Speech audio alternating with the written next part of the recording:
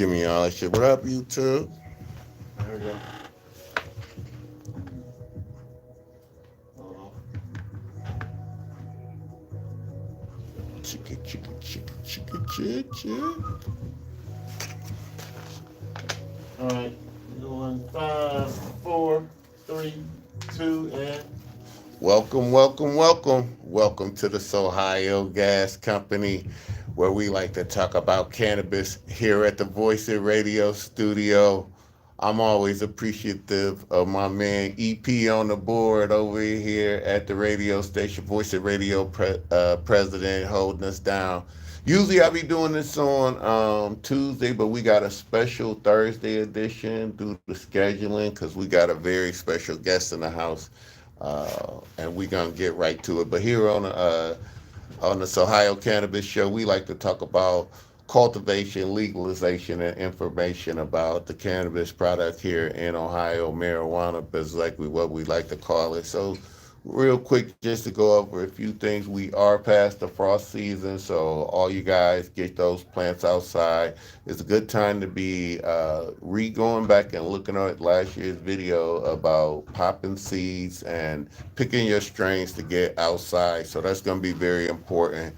Clones right now is being hard to come by, but just remember, y'all got to take great genetics and take good care. It's easier to buy a more expensive seed or clone than to wait till later and try to fix it with amendments and later. So just remember that and study up. So in some future episodes next week, we're going to have a blind bud cultivator on, and we're going to get to some real hardcore growing techniques next week, and really go over some of the science that we have been getting to. We got some great products from last year, and really get into the genetics of what we're doing here. So that's going to be very important. Legalization, we do since we've been on. It's been a few things here going down. City of Cleveland did change the smoke shop rules a little bit. They It is some new laws. So I'm already telling you guys, smoke shop is about your fourth option to buy weed. No, it's really about your third option to buy weed if you're here in Cleveland. I try to get the people a little bit of information where it's a good bag at. Still right now it's gonna be your neighborhood drug dealer is the man. The dude that always had the bag is still gonna be the best dude with the bag. Second is gonna be the dispensaries, no doubt about it.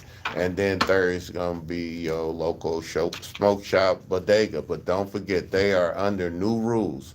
So the rules of what they doing is they are now being enforced with enforcement from in the city of Cleveland specifically. Nowhere else. The city council did pass that.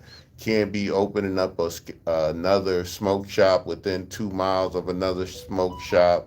And they do have an enforcement agency through the police and two other agencies that's going to be coming in to check the shops.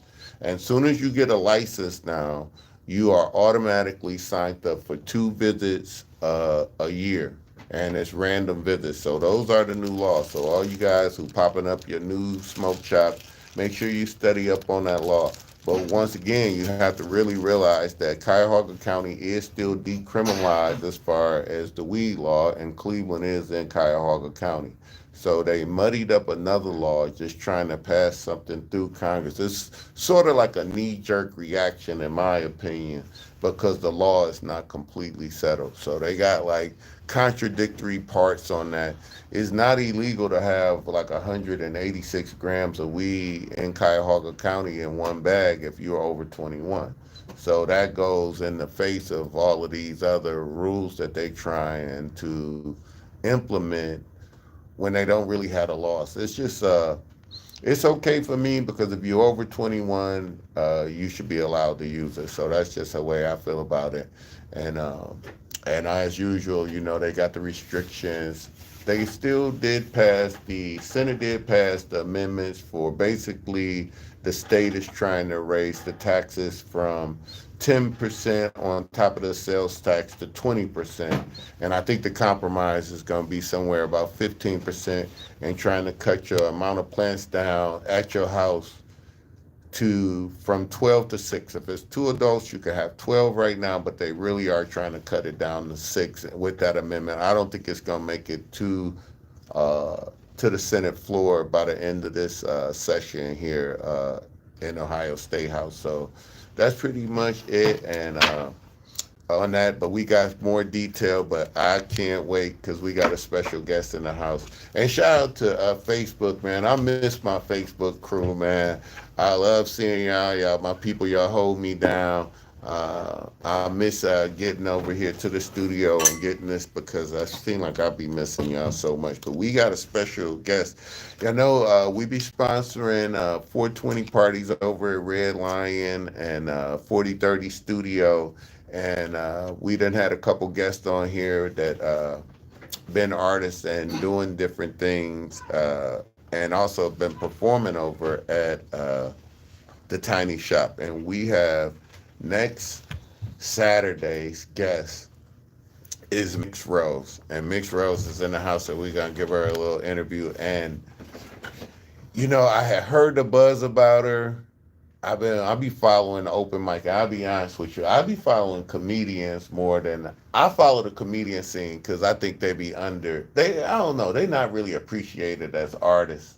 I agree. But to me, they got a skill set that's equal to a poet, adding in time. Although I do like Substance and Chris Webb is some poets that's got incredible timing, and that's interesting to talk with you about it because she's not just a poet. I'm gonna be to pigeonhole her as a poet. She might be the true definition of what we modernly calling a creative, and I would say that you probably are.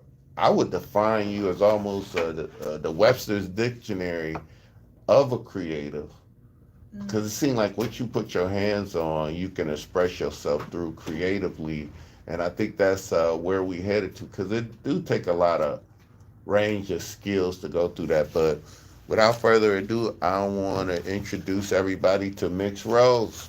Thank you so much for coming by. So I think we'll start with maybe about where you born and raised at and where you go to school at. I know a little bit about your background, but I want you to tell the people a little bit about where you from and maybe how you get up to this chair a little bit. Yes, so I was born and raised in Cleveland, Ohio. Let's go, Cleveland. I initially went to John Hay Early College. No shit. But I graduated from the Cleveland School of the Arts. No shit. Yeah. So I technically skipped a year. Okay. And then growing up, what is a great memory about you growing up in Cleveland from your childhood? If you can remember something, what's something that maybe come to your head about what's something good about growing up in Cleveland when you was elementary school age or so? Playing outside. Playing outside. I feel like kids nowadays is just glued to the iPad, and I'm just like, outside was just crazy. Because when you a kid and everything is new. Yeah. Everything is new. I remember just wholeheartedly experiencing everything like all the way. I feel like with an iPad, and you just glued to the iPad, it just don't hit the same. It's like, would you rather drive like a race car on your tablet, or would you rather drive your bike down the street to the corner store and get some candy and then come back? Like, I don't know. Like, so what neighborhood was you in when you grew up in? When you was out? Oh, I was in the hood. In the hood? St. Clair. St. Clair. See, I'm born. My grandmother is from 101st and St. Clair. So my family, I've been over there, and then my auntie was over on Thornhill and Gray. So I've been coming over there my whole life. I don't know not coming on St. Clair. So I definitely understand that. But like when you was outside, when you was little, riding the bikes, did y'all play like, was you in the kickball crew? Did y'all play like any pickup sports? Did you have like a little clique in the neighborhood you hung out with? So my mama did not want me to be around nobody. No shit. So most of my fun came from school, recess, gym. No joke. That is very interesting, and learning more about you and seeing the way you express yourself, that's an interesting piece of your background. So when you guys, you you graduated from School of Arts, and then you went on to college? I took a gap year actually. Did you? I did go straight to college, but then I did take a gap year, and then I finished up at Cleveland State because I initially went to Tri C and I got Okay. my That's and then you went to Cleveland State. So when you went to Cleveland State, what was your curriculum? What was you pursuing then? I was pursuing theater, but my original major was music production. Music production. It was, but I had switched it to theater. That Yeah. now that's even throwing me for a bigger loop though. But then let me just jump ahead. What's your favorite medium then right now? Well, if you was gonna say like right now, like I'm Right now it's music. music. It's music. I promise you, she is so known in this city and around this world and this country for poetry. Sitting here with her and talking with her on a ride over here, it's amazing at how many skill sets that you had. So let's talk about poetry a little bit. What was like the first time you like what was the inspiration from you writing poems? How did that even come about? So initially, I was actually one of those individuals who thought poetry was corny. I did not like This is poetry. nuts.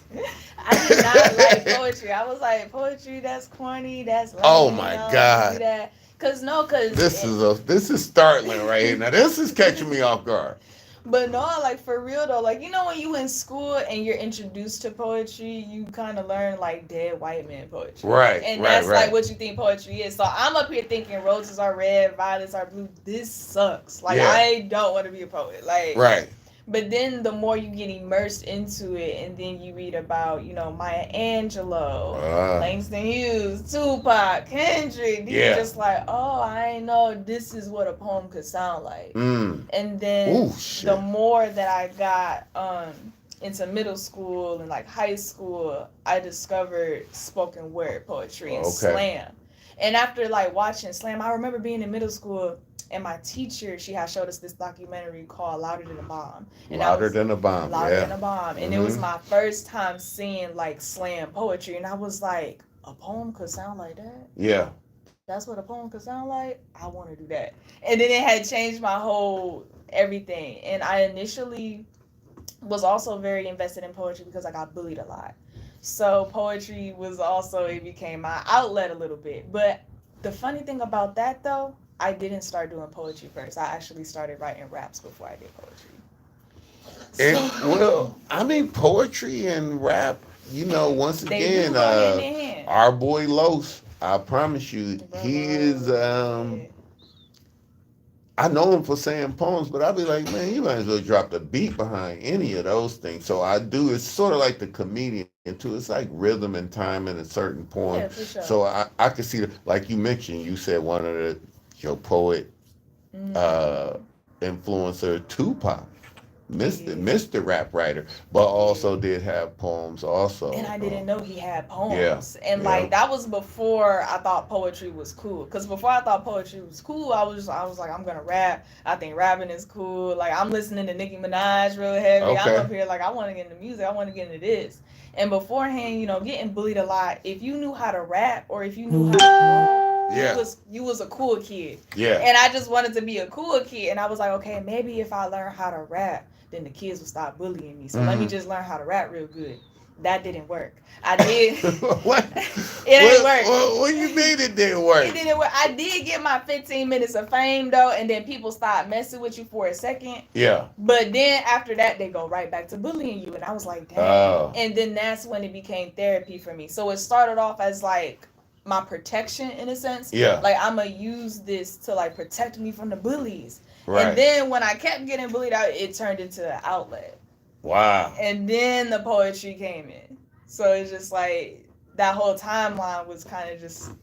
This is so enlightening because when people say, "Oh, well," people who haven't been exposed to you, it's like, "Well, what's your opinion about her?" I was like, "Man, I'm gonna be honest with you.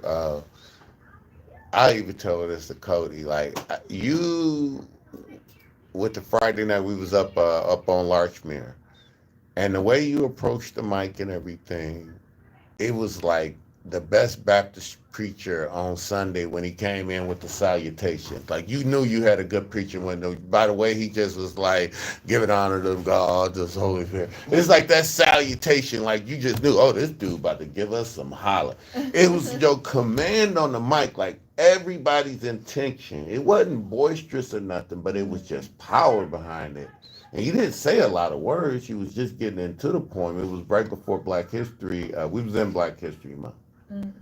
But boy, the command, it was like, I was like, this, I was like, she can't be that size and got that much power behind her. But it was just like something that was beyond the words she was saying that was the first thing. You got my attention with just the command or something, and then after that the content of the poem just, I was like, good God, this is like crazy right here. Like I think you did in 5 minutes where all the rest of those poets can't even get 10% of what you did that night. And it was some decent poets there tonight. I'm not gonna tell you no lie. I mean, it's the only thing. Just remember, I was there with Krista Freehand. Shout out to Red Lion. Krista was over there, and she had the same damn opinion. It was like, shit, we might as well pack up and go home after yours. Like, and it's something about your delivery. You know, I like people who read their poems, but it's something about a poem when you perform it almost, you know. Yeah. And I like that about you and the way it was expressive, and it really was, it was deep, it was intellectual. I don't know, it really was captivating. I thought everybody should hear that poem. So that, and it painted a picture. I like when a poet, like it's almost a movie was playing when you were saying that poem. You know what I'm saying? Like I'm seeing my own characters. You like putting images in my head with your presentation. And that's just a sign of good artistry to me. And I just, everything you do, you give me that in. So that level of creativity and inspiration when you go into that, is that purpose? Do you intentionally, like, I think I tried to ask you, do you start with a subject matter or do these things just come to you? Like, it was like Black History Month. Well, my intention is to create a movie in your head when you hear it. That's how I develop my concept, cinematic poetry. I want cinematic poetry. Yes. Are you coining that phrase? Mm-hmm. Let's go. Let's trademark that shit. That's a .com if I ever heard one. So yeah, it's a concept I'm still developing, but like, you know, it's fairly simplistic, you know, cinematic poetry. I want to take all of the elements and the aspects that you get from like a film, you know, character, storytelling, setting, all of the visual aspects. Like, can you see what I'm saying? Am I using a lot of images? Jesus. Like, yeah, you do a very, very good job. Now, the other thing, you know, I think before we get, I wanted to talk about poet, but let me just briefly have you list some of the, like if you go to our Facebook, and we're gonna get your our Instagram, but you got buttons underneath that, and maybe go through some of the titles you have under some of those buttons, so we can show the people really how multifaceted of a creative you really are. So what else do you do besides poetry? I'm an actor. Yeah. I'm a model. Very good one. I'm a writer. I do fiction writing, screenwriting, playwriting, all that good stuff. Clearly, I'm a poet. Right. We talked about poetry. I also do creative direction.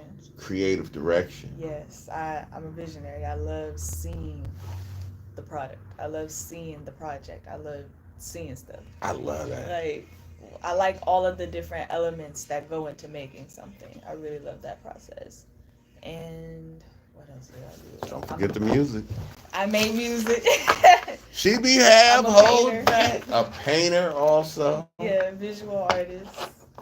I'm a movement artist, dance. Don't forget about dance. You haven't danced in a while. I saw her crunk, and I was going back doing some prep. That's old footage. What do you mean old footage? She was over there dissing. She was straight diss crunking some people, man. She was over there slitting the throat. You got her still up there. Not slitting the throat. You did. You was straight. You didn't show who you was dancing against because they was right off the camera. That was the cameraman. Like Oh, you whoever was just was okay. recording my footage, they recorded it. I was just doing the dancing. I'm here. Oh, to that dance. wasn't the battle type situation Like in I there. think it depends on which footage. Yeah, I think it was. I'm pretty Which sure. footage was you looking at? Was it like a big crowd of people around? Yeah, it was a crowd of people. That was actually a cipher. It was a cipher. That was Okay. a cipher. I know what you're talking about. Okay. Yeah, they had just taught us a workshop, so Yeah. I was implementing one of the techniques they had just taught us. So like everyone came into the cipher and did their little interpretation. That was Now, all of these great tools you have in your belt, if you was gonna say, like I look at it like through life, you be picking up more skill sets, and no matter what you do, like even if you went into writing greeting cards right now, it's not like you're gonna leave all of those things you took along with you along. Those all gonna form into you're like, okay, I'm a writer, I know music, I know acting, I know modeling, I've probably been in front, you definitely been in front of the camera, behind the camera. You didn't even talk, she kind of skipped over filmmaking also. I mean, just being so modest about the things also, but that's what I was probably getting at when we was talking about tying all those up into a product. Would you say filmmaking is like the best vehicle for all of your skill sets? When you said the best vehicle, I don't know if that's the right one. It's one that you use though, but like which one do I use as a foundation most of the time? yeah.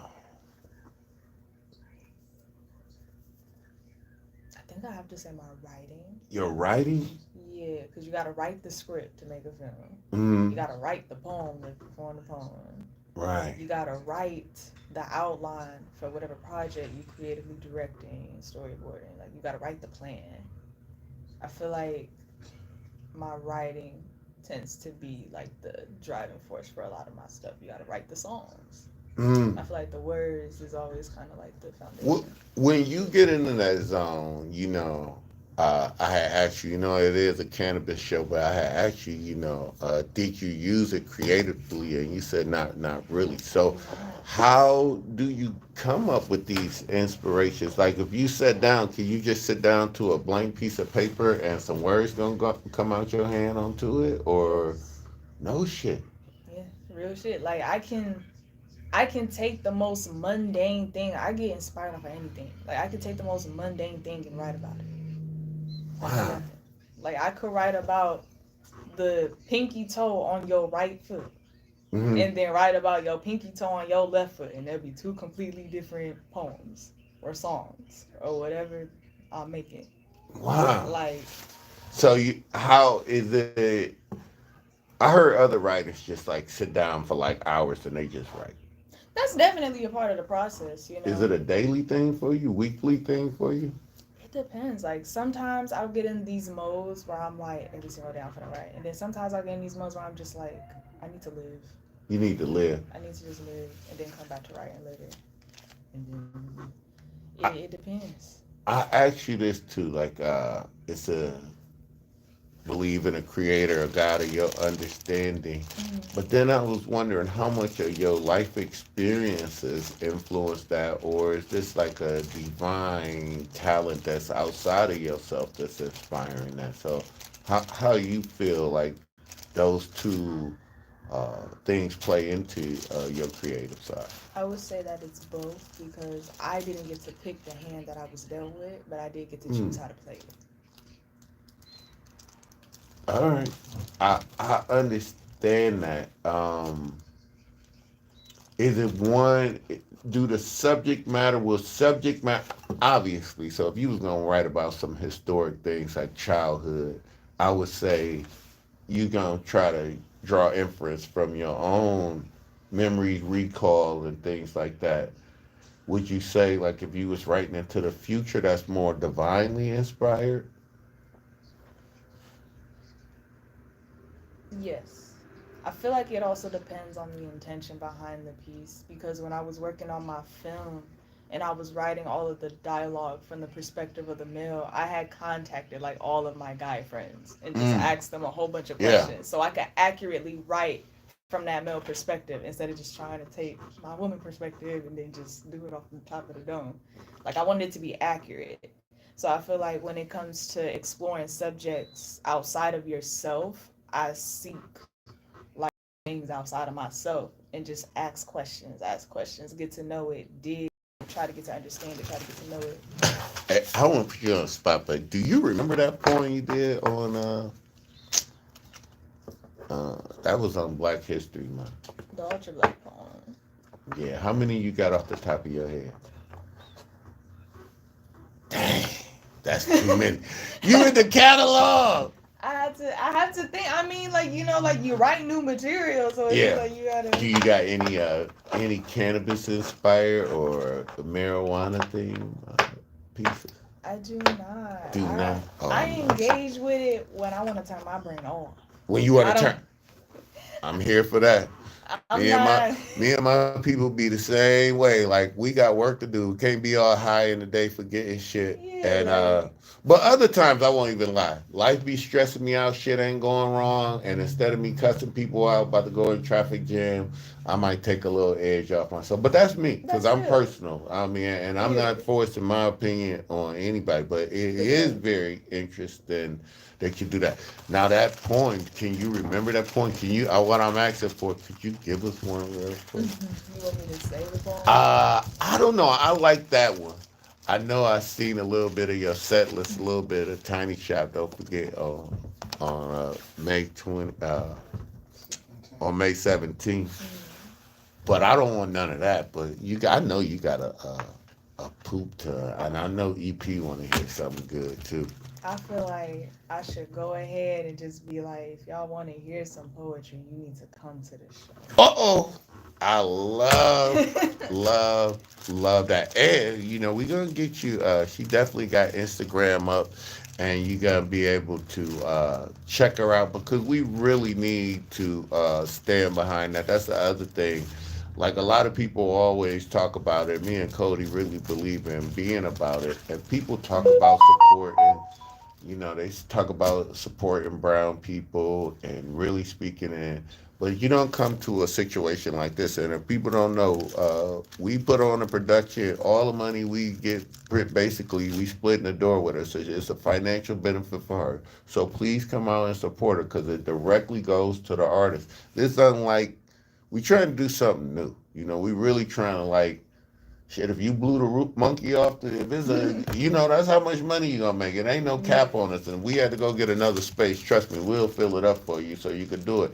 But that's when people not coming out in support and not cross-platforming. Like I am very excited for you to go in there because the energy is gonna be in there, and I ain't gonna put no pressure on you. But Chris Webb, little Emmy Award winner, Grammy Award winner, got a couple little trophies. Casually. Casual How Emmy Award winning. you know how easy he slipped. It's two though, right? So I got the.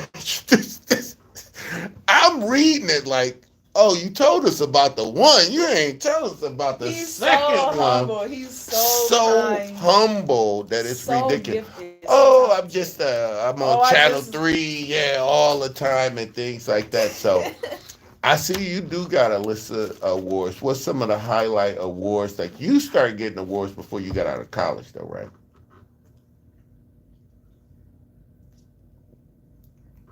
I don't know.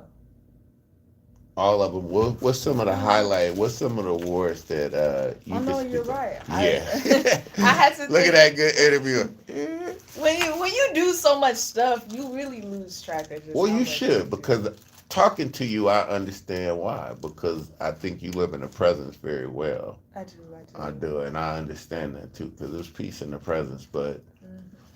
a lot of times for me too, if I did it already, it ain't really an accomplishment or a goal. It's just in history for me too. I mean, like I don't know, and it depends on my motivation for doing it. I'm glad people probably like that or like to acknowledge me, but I don't know. At that time, I'm probably on to the next. But and a lot of my artist friends are like that. But what is some of the highlight awards you think since you've been out here in this creative space? Out here in this creative space, I kind of just went all the way back to like my first awards ever. I feel like all little kids get like those little what's the word, Participation, yeah. awards, you know, when like you a little Mhm. kid for just doing something like, hi, my name is, Yeah. congratulations. I remember like my first award that I was like proud of though.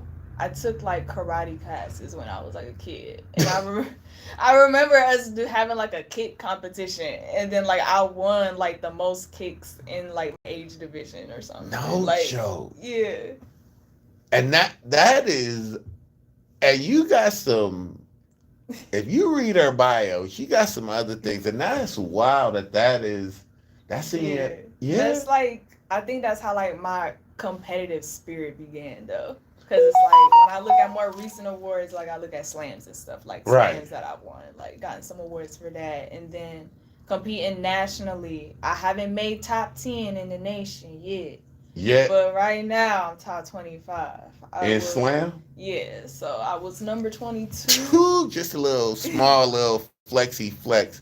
I'm telling you how many shit. It's more than like a thousand poets in this city alone. So, and they active. I'm talking about the active one, not the passive ones.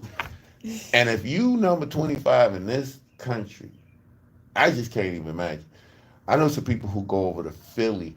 I, See, we lucky here in Cleveland because of our demographic. If you want to get on an open mic, you got a good shot at it. In New York, Philly, Columbus, even, nah, you gotta rather sign up 2 weeks before, and probably got to slide the host maybe $5 or $10 because they're gonna cherry pick their favorites so they have a good event and a good night. But it ain't even that fortunate. So seeing how competitive it is just in that space for you to be in number 25 in slam poetry is just definitely kudos to you. And you competing. I was gonna ask you that because like with the crunk dancing, and I thought you was battling somebody, so I was almost taking a hip hop. And hip hop to me, my definition was always being competitive. It's like when rappers start rapping against each Yeah, other to that's do the the, sport. but then it's like iron sharpening iron, and if you could take the jealousy and envy out of competitiveness, I like it because it make you It's strength. better. Yeah, it definitely like, oh, he said some double entendre before anybody had said that shit. The first dude that did it, you know, he was a, oh shit. Now it's part of rap. Like you need that in your bag if it's coming out. In slam poetry, do you find a similar type of competitiveness in there? Yes, I remember, and I think everyone goes through this like when they're first doing slam poetry. It's kind of like you get your heart and soul set into like the wind, and that defines you as a writer. Once I got out of that, it became more so like an artist development thing for me. So like I kind of stopped looking at like, dang, if I lose, that means I'm a bad artist. But I looked at it as in like, if I compete, this is gonna strengthen my pen. This is gonna force me to like tap into like stage presence, you know, timing, da da da da. Like there's so many different elements that go into like a slam. And there's so many different elements that go into winning and losing a slam. And so like studying like slam theory and just like the science of like competition in poetry too, like it just strengthens you as a artist. And so you could take that and carry that into like your feature performances and like your bookings and stuff too. Oh, that is I like that because I like that. Well, I don't know. It's like more like I like to keep my toes. I was lucky enough to coach some sports, and I like the competitiveness. That's what I like. I like beating the coach that was across from me, and I like studying up on them. And that really come from my hip hop background because we used to break dance against each other. We used to try to go do graffiti. Everybody rap. You know, everybody tried to be a DJ, and everybody had a skill set. So that was just like when I grew up, that was my lifestyle. And I like seeing that bit of you in there because it is competitive in a certain extent. Like you guys is in a space as artists, and what the problem to me, the competitiveness come from, it's only a pool of money like historically that we gonna spend on art annually. And you in a competition with the sculptor, maybe a rapper that's coming. Do I buy a book? Do I buy a poetry book? Do I go get a painting? Do I go to an art gallery or do I go to a concert? So that disposable income, it is a little competitive in there, and that is that's very interesting in there. And then you do have goals of being into the top 10. So that competition, how much do that fuel your creativity? A lot. A lot. Yeah, and it's really inspiring when you start competing with people who's like crazy. Mm. And so it's like, they say like you are whoever, like the 5 people who you hang around and stuff. So Yeah. it's like when you start competing with like tougher and tougher writers, then you're growing too. So Okay. like, what is that saying about you as an artist? Just like, dang, like I'm good enough to be on this stage. Right. Jesus, like, dang, that's crazy. So like, yeah, I would say yes. That is those competitions though. I don't see many of them around Cleveland. Where probably is it like when you are associated with that? Is like a parent organization or is a certain group that you follow in that competition? Is like a certain. So I competed in Women of the World Okay. Poetry Slam. They kind of like traveled to different cities and Okay. stuff. So like I would maybe one day they'll come to Cleveland, but I know Cleveland had like a good run with slams and then they just stopped. I don't know what happened. It's been a minute. You'll see them randomly pop up sporadically, but Right. not like consistently. Where do you think the state of the poetry scene in Cleveland is? Oh, headed to the water. Uh-oh. Hey, I ain't gonna hold nobody on here. Cleveland is like that. I'm gonna be honest with you. Our best export is the hater. I hate to tell the whole damn world, but we can hate on each other. Those pauses is, I don't know, but tell me what your opinion about the state of the poetry scene in Cleveland and what your opinion about it is. Just your opinion about it. I feel like there needs to be a reintroduction to slam. To slam. In the Cleveland scene, yes. I don't think there's nothing wrong. I do believe that a lot of the basics and fundamentals have been lost in slam. I do believe slam poetry in Cleveland started to become more of a money grab rather than like a culture. Like, like the craft became less important. It became more so like I feel like a lot of venues and hosts, they were kind of just throwing events together without having any real knowledge of like the history of a slam. Like now you just got judges. You got 3 judges. Traditionally, you're supposed to have 5. You're supposed to knock down the highest and the lowest score, so you get that average number. Having 3, and then you can't just have judges, and then suddenly the crowd magically votes, and then it's just like I felt like a lot of stuff just started. Hosts, they just started doing too much with slams. Yeah. So I was kind of just like, I'm gonna take a break for a little. Wow. I'm gonna take a break, and I don't think there's nothing wrong. Like an event, you're trying to make it like a fun event, but it's like I felt like the craft got lost. Now I will ask you that from somebody who did promotions and don't mind entertaining people, and as like this with us, just. Really, we kind of really got super inspired when Chris Webb did his, what was that show called, Cody? When we was at Cleveland Public Theater. Damn. He got this fun play. He almost got a one-man damn play. But when he did that, Black Excellence. Look at this. See? Look at that. Black Excellence, to me, was shit. I still want to go to Uncle. Man, let me tell you, I did not even know, still, after he performed, I was like, that's your real uncle for real, for real? I'm thinking it's a fictional place. He got me thinking I want to go over some Good Times Picture House and see this shit on the wall and be in this black experience. Come to find out that's real. Chris is a phenomenal. I'm over here like, creative. I was like, wow, he really, like, I'm waiting on the next segment of that. Like, that's the mini series that I got to see the next chapter to. I haven't seen it yet. I was so upset. I was so upset. I feel like whenever there's another dope creative in the city who's doing something, they are always doing something on the same day when I'm doing something. Let me be honest. I'm just like, dang. The visuals, and not to take it, Chris and Substance did this timing, like, and I know you already got timing as a rapper and making music and things, but the way they did these poems I just know and it's was crazy. on time for these ad libs to come on. You know, the impressive part, I seen a lot of rappers and singers sing on time, catch up the tracks, but the not with the level of emotion and the way great poets, like especially a couple of Chris poems, he was pouring out so much to us that we was feeling it, I and just to know he still was. be on time with these tracks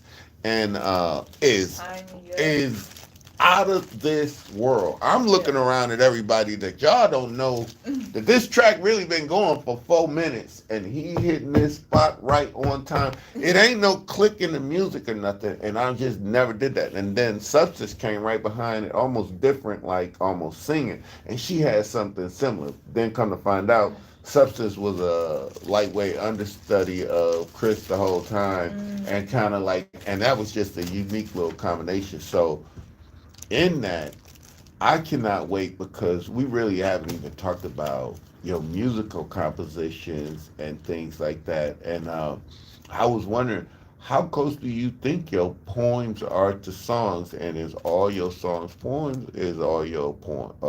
I want to say it backwards. Is all your songs poems, or all your poems songs? I think all my poems and poems. I think all of my poems are poems and my songs are songs. You write specifically for songs. You never been in the middle of a poem and be like, fuck that, I'm gonna just write me a couple, I'm gonna write the hook in here and get that verse in there. Not really. I feel like Wow. whatever my soul wants to do in that moment in time, it kind of just knows. It's like an intuitive knowing. Like, if somebody pisses me off, I know I'm about to write a poem. If somebody else pisses me off, oh, that gotta be a song. Like the way you piss me off, I need a melody. Like the way No you piss, yeah, like the way this person pissed me off, you need a double entendre. Like my brain kind of like splits. Like it has different things for different scenarios. That is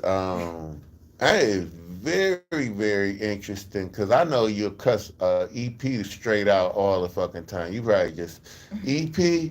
I make songs about him all the time. This motherfucker late all the motherfucker tonight. I just kidding. But I can understand. But that is very interesting in that inspiration. Like if I piss you, which is worse, the song or the poem? I mean, And it don't matter too. Like, it don't matter. It don't gotta come from somebody pissing me off because I can Yeah. write about anything. But like art is therapy too. So it's like instead of like doing something bad and just like getting into a fight with somebody, you just put it in the art instead.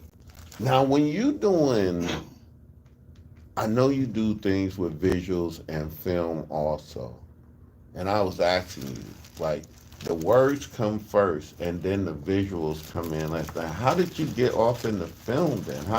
Where did that, was that in college? Like, how did you even, like, you ain't no joke at this stuff. When I say you very talented at, because I asked you great questions. A lot of people are like, oh, I made a film, and I was like, yeah, you write a storyboard? That's the first. Nah, I was like, you know what a treatment is already. A lot of people don't even have no ideas. They ain't even thought about camera. They ain't thought, I got an idea, and that's about the extent of That's it. But it. you can't tell a crew where to go, what to set up Storyboard, for. the shot The list. shot list. Come on, like.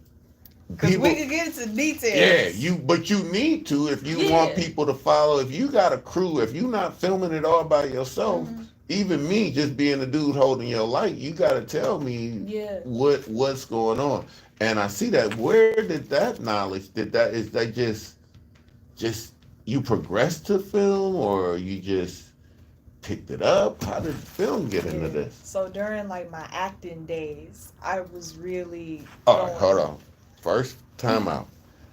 Poetry to acting. When did acting take up? So I don't want to say everything kind of happened at the same time, but every medium kind of has their own story. I'm going to be very honest with you. We're going to be here all day.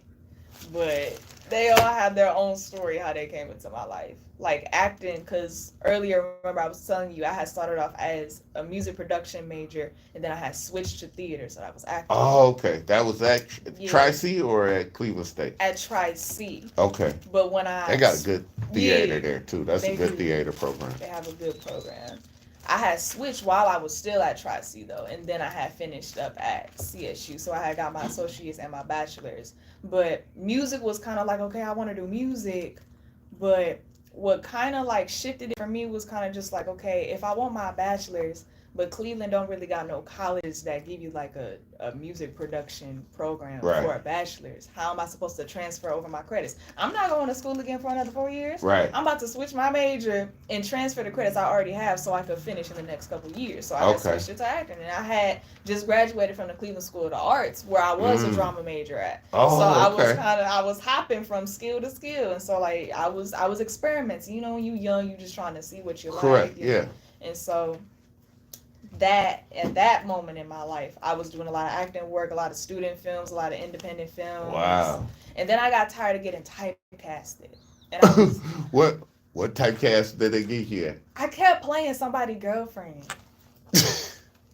I was either playing somebody's girlfriend, or I was either playing like a little sister or like a little kid, or like just a youngin'. And it was like, I just got tired of playing the girlfriend or the young one. And I was just like, fuck it. I know how to write. I'm about to put my own stuff together. I'm going to hit up my one friend. He do videography. I'm going to hit up my other friend. She going to help me with the set design. I'm going to hit up my other friend. He could be the co-actor. I'm going to hit, like, I just, yeah. I'm like, I mean. Where did that drive, like, that's a great determination. That's super crazy ass willpower. That is a level of agency that is definitely the definition of high agency. Just seeing maybe some roadblock and not letting that stop you, and just finding a way about it to listen. You can't stop me. I tell everybody that you can do what you can in your own scale. You can't do it on the scale that maybe the popular, you might not be Hollywood, but like you say, you can really take your iPhone and do you can put it together. I mean, honestly, it might be you acting all your parts and just being silly with it, but that concept to be held forever. So I like that gumption. And where is that determination from? What is that? What is that from? So I learned very, very quickly that the world of acting, and this isn't entirely true, but I'm going to get to that point later, but I got tired of waiting for an opportunity, and I didn't like that. I didn't like waiting for somebody to give me a role, because what am I supposed to be doing if I'm waiting for somebody to give me a role? I'm doing nothing. And so when you're a creative and you like called to create, it's not something you can really turn off. Like, like if you get the urge to create, it's just like, I'm supposed to just wait for permission to create it. I didn't like that. Right. And so like a lot of my creativity, I kind of stepped into the world of like, I'm going to start doing more independent projects. And then that's when like the motion kind of came about a little bit more, because people saw that. And everybody who was typecasting me, all of a sudden, everybody got all these new roles that they want me to do. And it's just like, so it's just like when you see yourself a certain type of way, other people start to see that way as well. Me and Cole, we talk about perception all of the time. We sitting in the set too with another famous actor. My man EP was in a great movie this year. It's still out right now. Where we catch your movie at? EP also is a man of a lot of talents, man. I mean, he probably got a poet, he got a joke, and he can rap. His rapping skills is kind of underrated. I seen him on here drunk off his ass, fucking freestyle. Don't let a sorry ass rapper come in here. He'll get. No, he will. We didn't have some bump. He'll eat them up on purpose. Like, it's been some guests who came in here supposed to be the feature, and they be like rapping. They be scared to rap. Not they supposed to be the feature though. Yeah, for real. And he really would be like, man, I tear you up drunk, and he from hip hop era too. And they'll take the challenge, and boy, it's funny, but it's some age difference between y'all. But I look at him also as he really don't take no for an answer neither. Like, he'll find a solution. Like, he's a solution based dude, and I see a similarity because I have acted, but I can't cry on demand. I can't get to them places. Like I could type, huh? I can't either. I gotta be in a typecast, bro. You could typecast me to whoop somebody's ass. Cause smoke a lot of weed, I'm your man. Cheech and Chong, black Cheech and Chong, I smoke it out. Sell some weed on the streets of Cleveland, I'm your character. Yeah, but I don't think I could get down.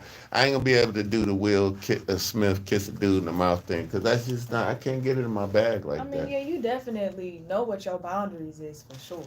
Like, I know, like, for me, I can't grind a man.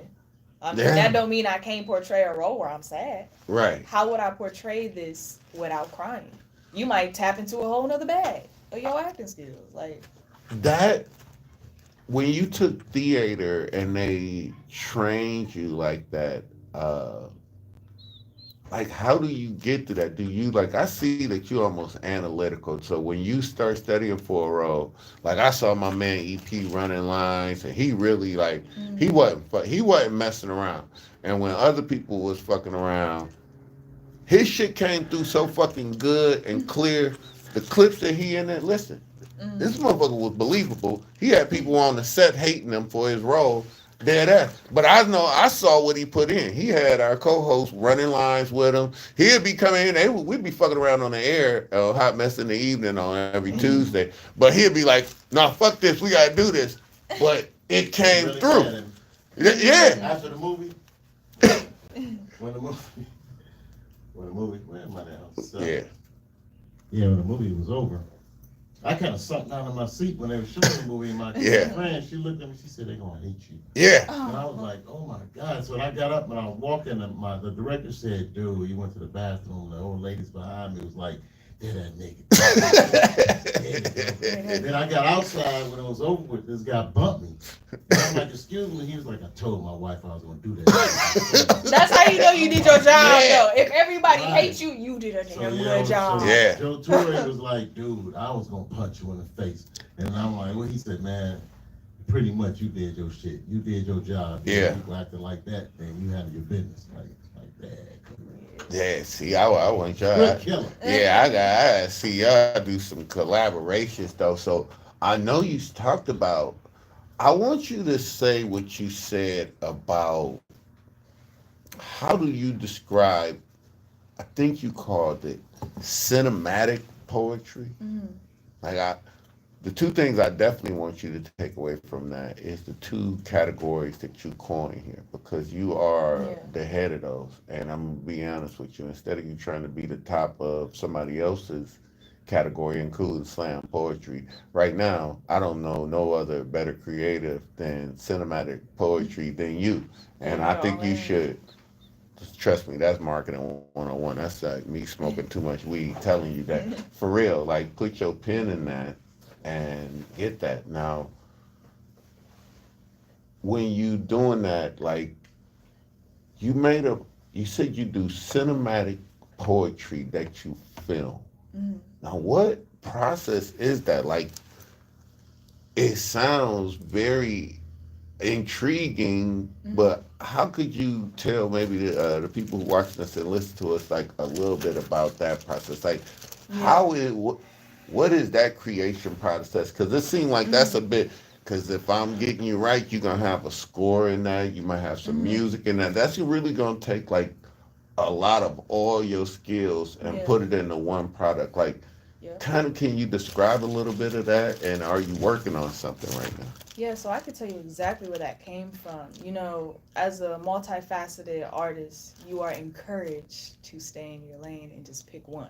You know, people are asking you like, well, what do you like doing the most? Or like, what is like your main thing that you do? Yeah. So I went through a whole creative identity crisis, and I was like, I don't know. I'm gonna invent it. And I don't think I like consciously told myself I'm going to invent it. I think I just did it. I was like, well, damn, like I want to be an actor. I want to be a writer. I want to put my poetry in here. I love music. I need to find a way to merge all of this stuff together and have it make sense so everybody can stop asking me, what do you do? Right. And so that was my way of saying, like, this is what I do. People still don't get it because it's not like a thing. Like it's innovative. Like, you know, like when you're pioneering something and it ain't really caught on to the rest of the world, people just looking at you like you're crazy, like, Right. So I have people come up to me like, is it a song? Is it a movie? Is it a poem? And it's just like, it's all of that. Yeah. That's essentially what it is. So cinematic poetry, and I can also talk about my poet covers. Poet covers came from my love for music. Poet covers. Yes. You got to break it down Yeah, for us. I'm about to break it down. So poet covers came from my love for music. There was a point in time where YouTube had like this cover song era where every independent artist was doing cover songs. And I thought like this would be so raw if there was like a poet version of this where you took a song and then translated it into a poem and you make a poet cover instead of like a music cover or a song cover.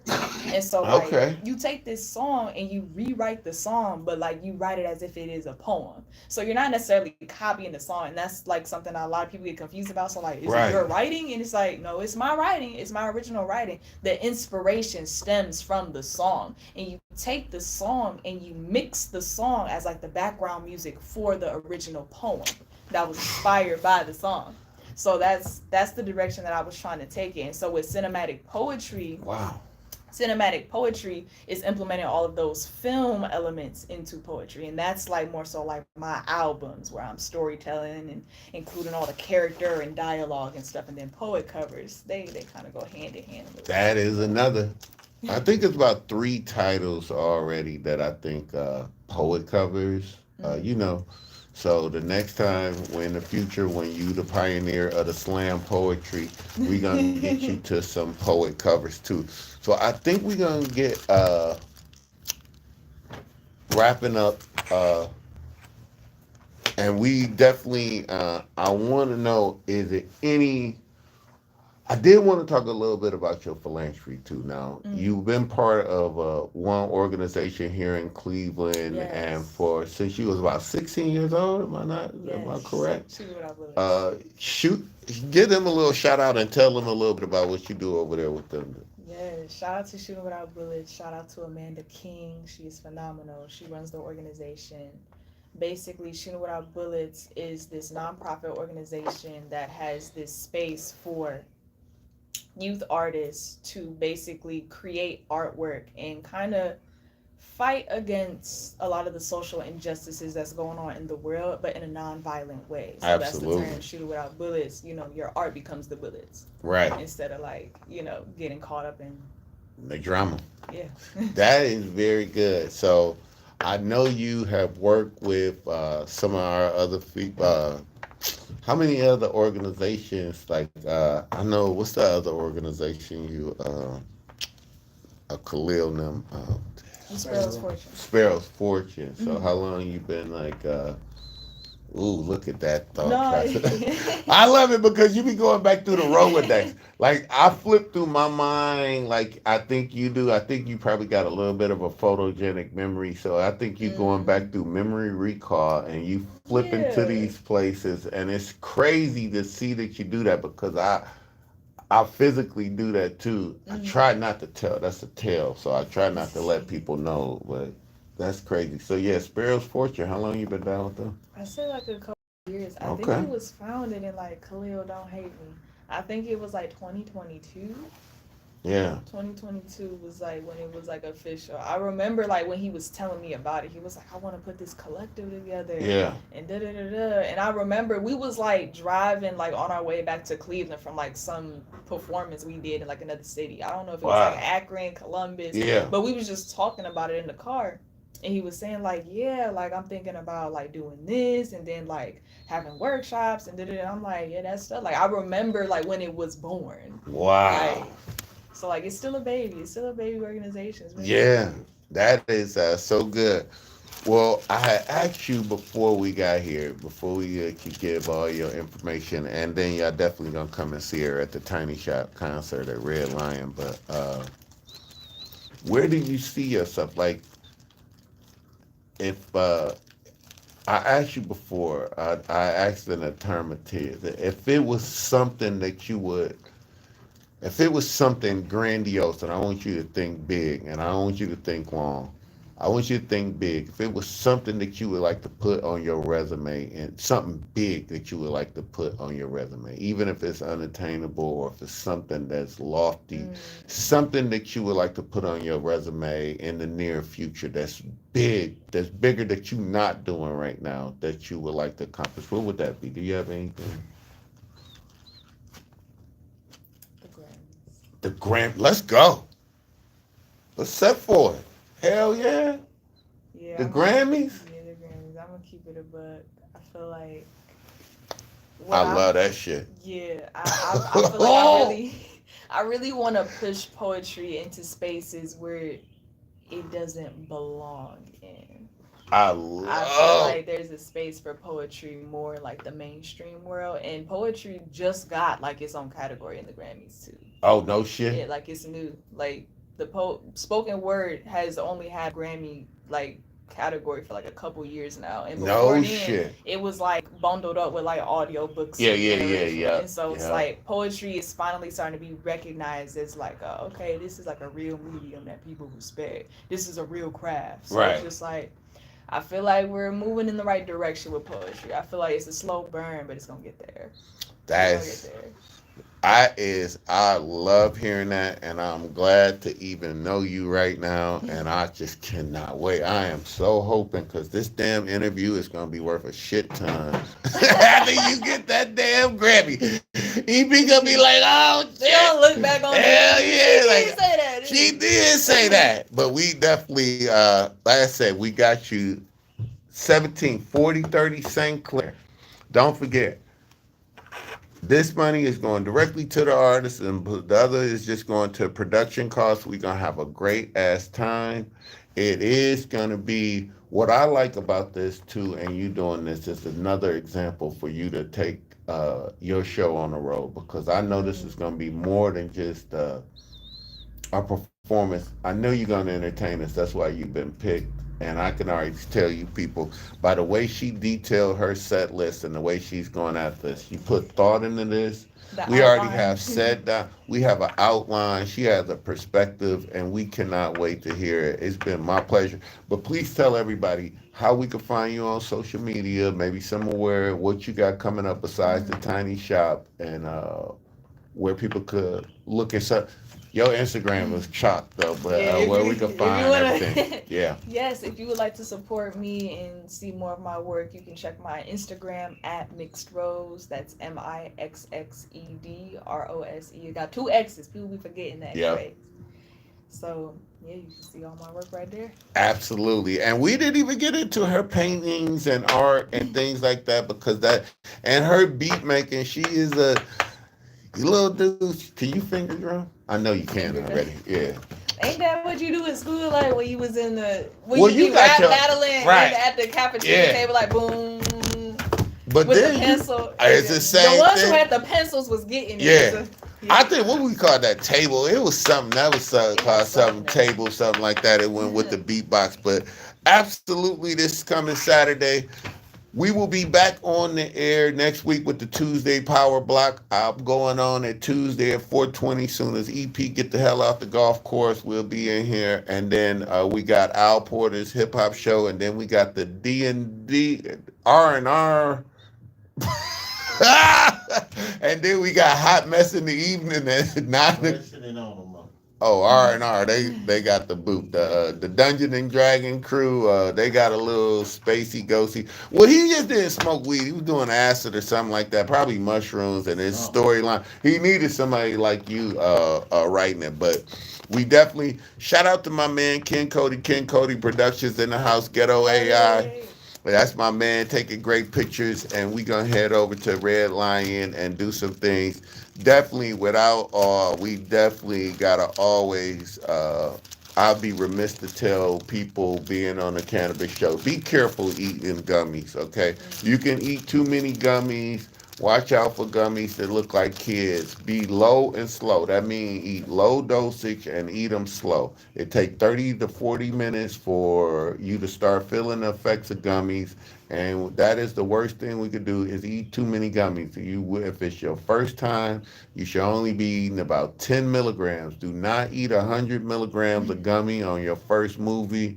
We have proven it to ourselves on air, off air. You can eat too many gummies. I'll be remiss to tell you, please do not eat too many gummies. And we look forward.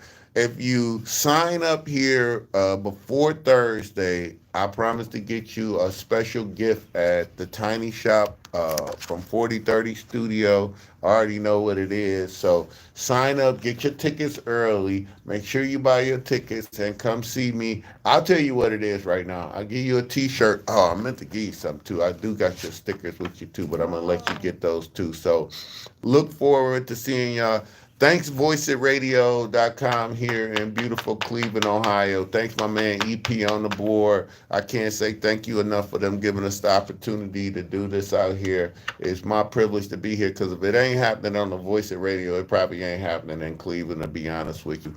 And like my man EP say, smoke weed so you don't punch somebody in the face. Thank y'all so much, man. Thank you so much, Mitch Rose. All right. Peace, YouTube. Love y'all, man. Appreciate y'all. All right. Thank you, EP. Let me get this.